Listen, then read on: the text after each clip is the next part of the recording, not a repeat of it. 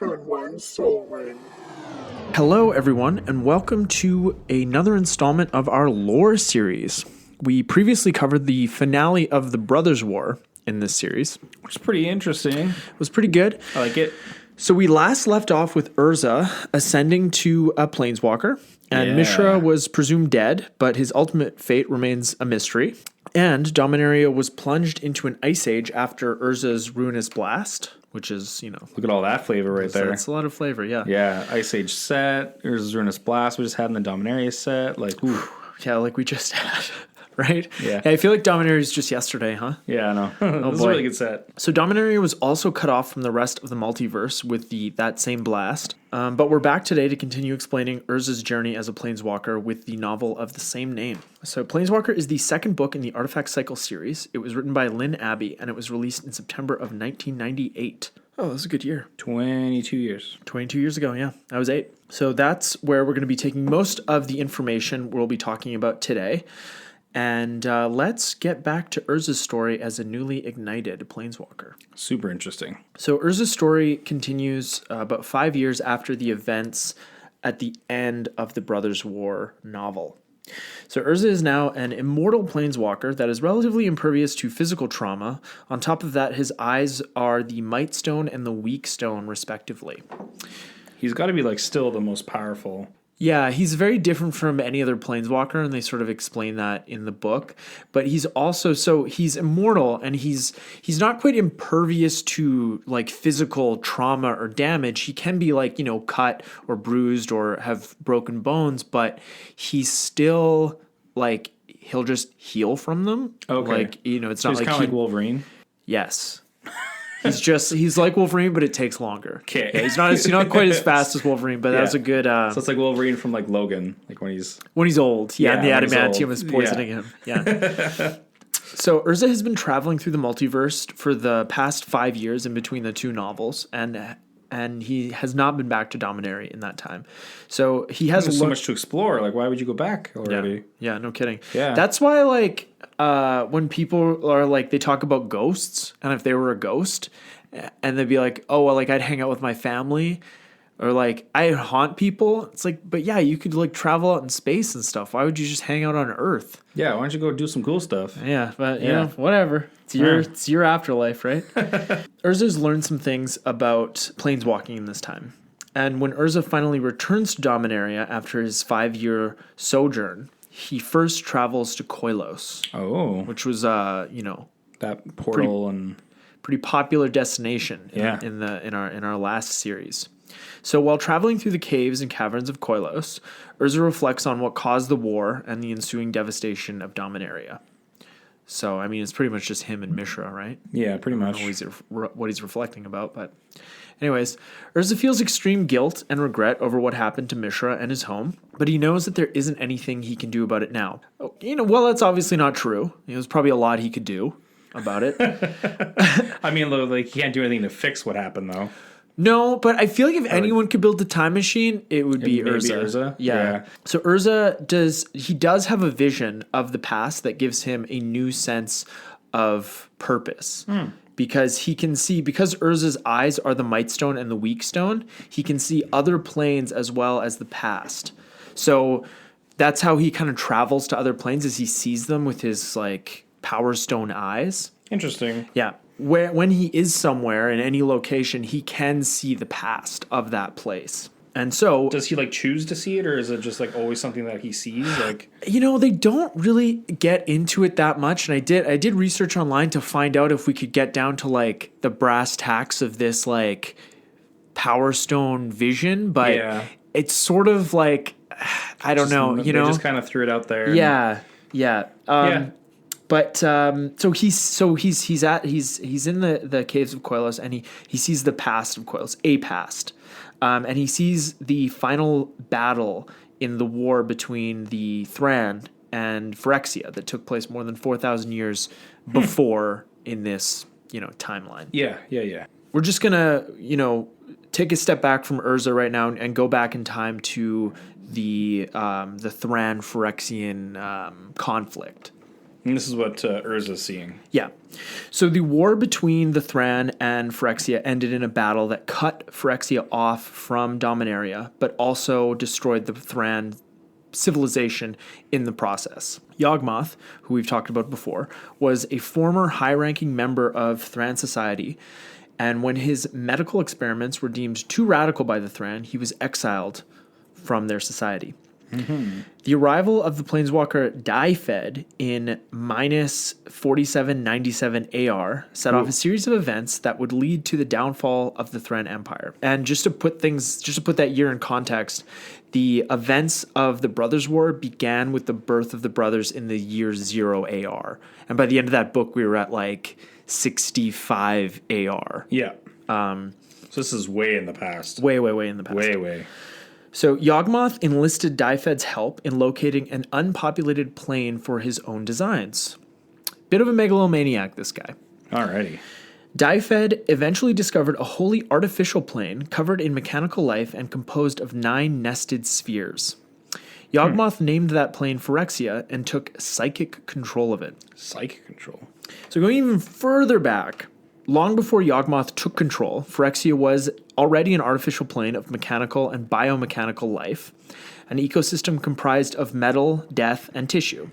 A hellish world with an accelerated evolution of artifact creatures. It was also known as the Machine Hell and the 9 Hells. With the 9 hells, because there's those 9 spheres. Yeah, and I also don't have a real good understanding of the like different spheres, but they're almost like different planes within the plane of Phyrexia, because the whole thing, Phyrexia, is completely artificial. Like an even older planeswalker created it. Oh, okay. So like you can just create planes like the Crazy. Like Wrath. From like Magic lore, that is another artificial plane that was created. So, but they don't have like the staying power. Like they'll collapse after a certain period of time. Okay. But Phyrexia is just always been there. Yeah, but like that we know of. That we know of, exactly. Yeah. Like I was just saying, it hasn't collapsed yet, I think. Yeah, but they do talk about how if Yawgmoth hadn't taken control of it and like maintained its I'm not sure. Oh, I see. It would have collapsed because the planeswalker that created it died. Gotcha. So it's almost like you have to maintain mental control over it or something. Sure. As a yet unnamed plane, Phyrexia was created by an ancient planeswalker. Little is known of him, aside from the fact that he was a humanoid that preferred to assume the form of a dragon. Ooh. And he died just a month before Yawgmoth was transported to Phyrexia. According to the planeswalker Daifed, the original size of Phyrexia was 2 or 3 times that of the Thran Empire. Whoa. And the Thran Empire didn't even cover the entire continent of Teresia, or they called the continent Teresia, during the Brothers' War saga. Like, who knows what the Thran called it. Yeah.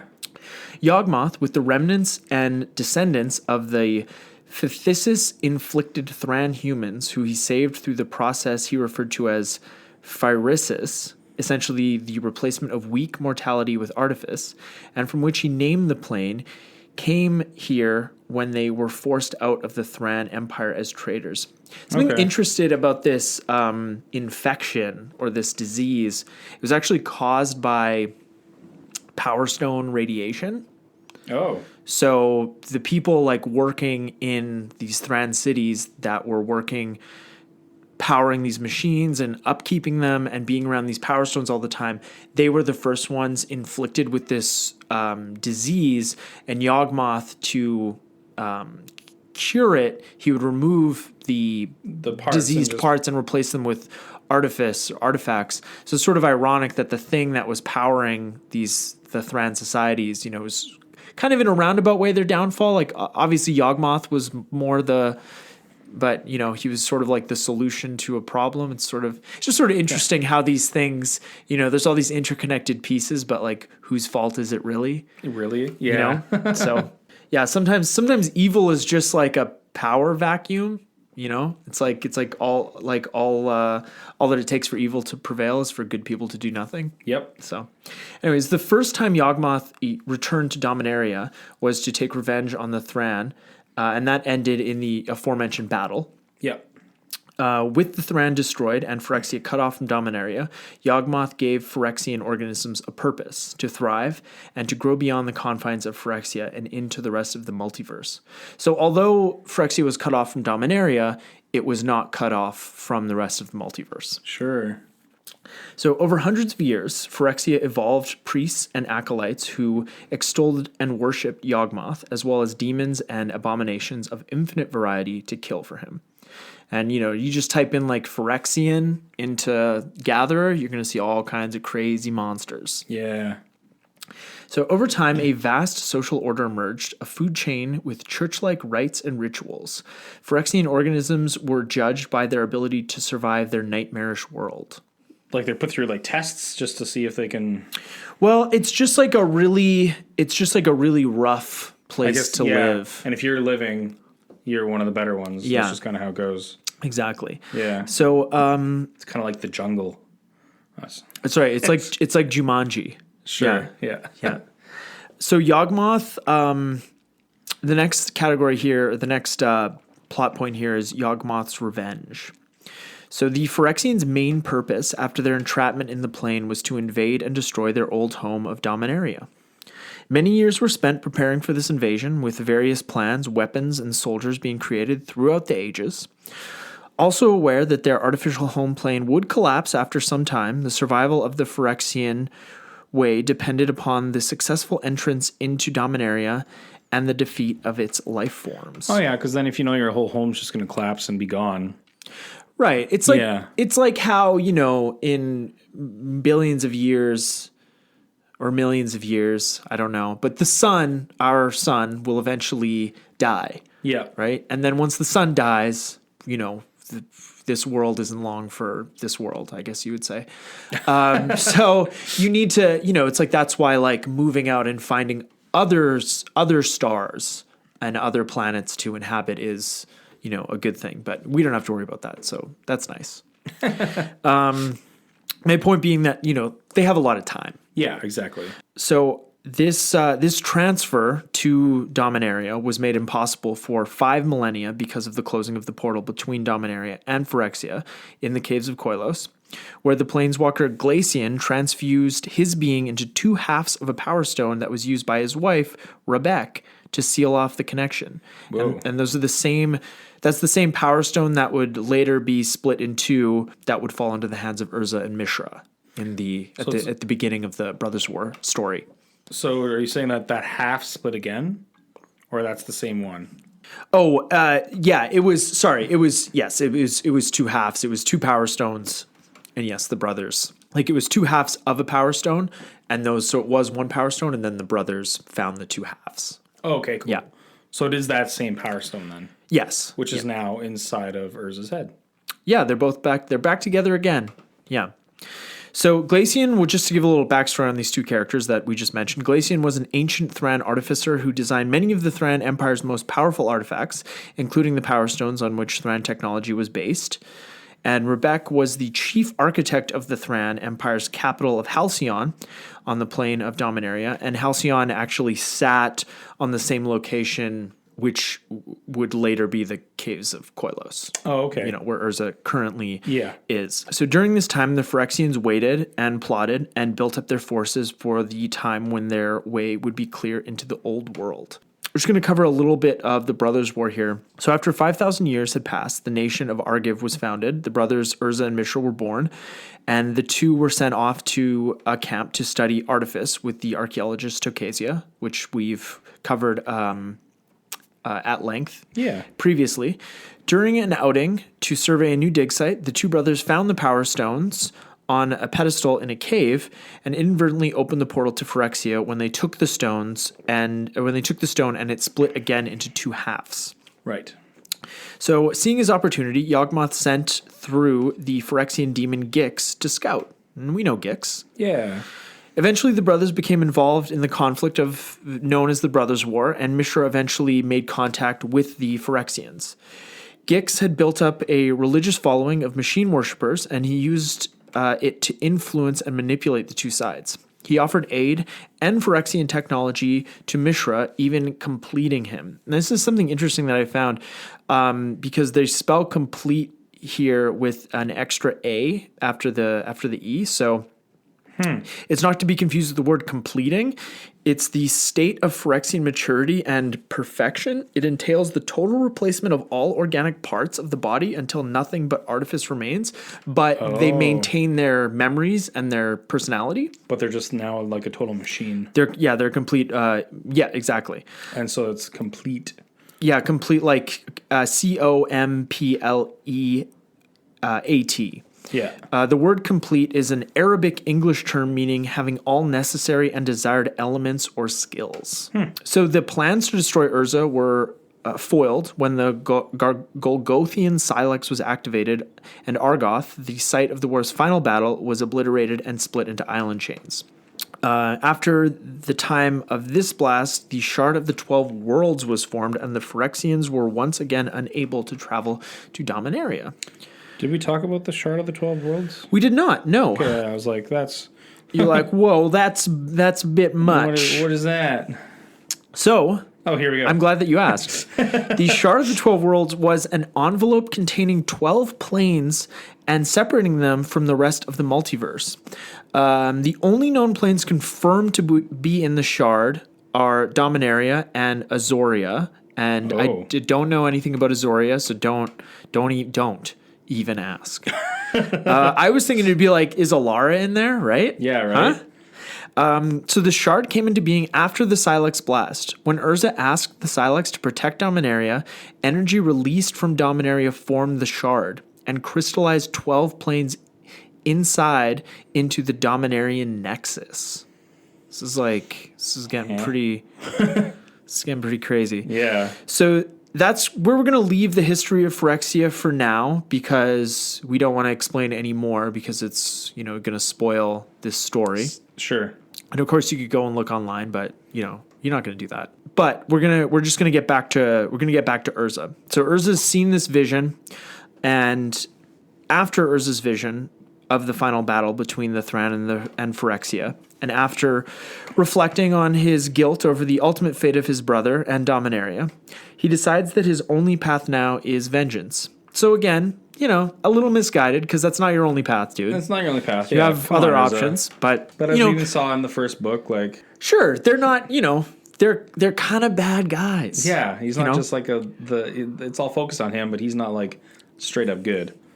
And now it's sort of ironic, right? Because before he was a Planeswalker, he's so concerned with his brother, right? And he feels guilty over what happened.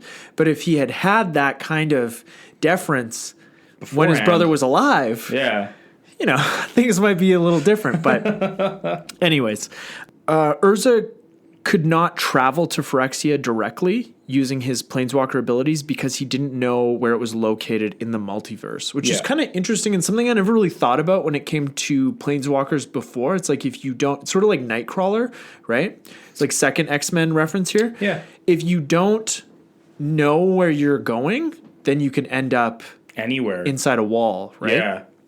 So that's kind of something I was just like, oh, they're like gods. They can just go, but no. You need to still kind of know that something there exists. Exactly. Yeah. But good thing for Urza, he was immortal, so he decided to travel from plane to plane till he found Phyrexia, which could take a while because aren't there like infinite planes? I think so. I mean, for the sake of the game, let's hope they're infinite planes because I still want to be doing this in another 25 years. Yeah, I think there is like... Just a little excerpt from the book here.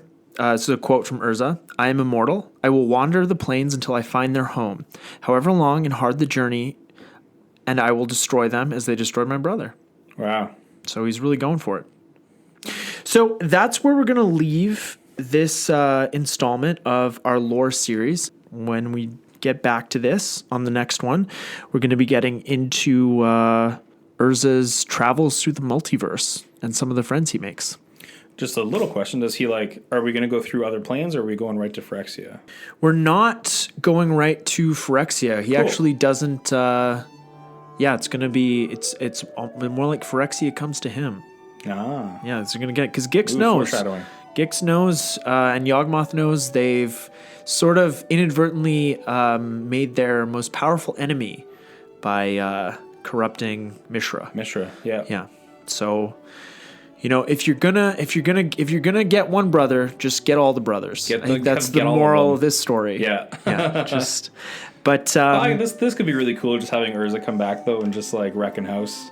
Oh yeah. You destroyed my brother. Yeah. Now you're gonna get it. I didn't. I didn't even like him that much. Yeah.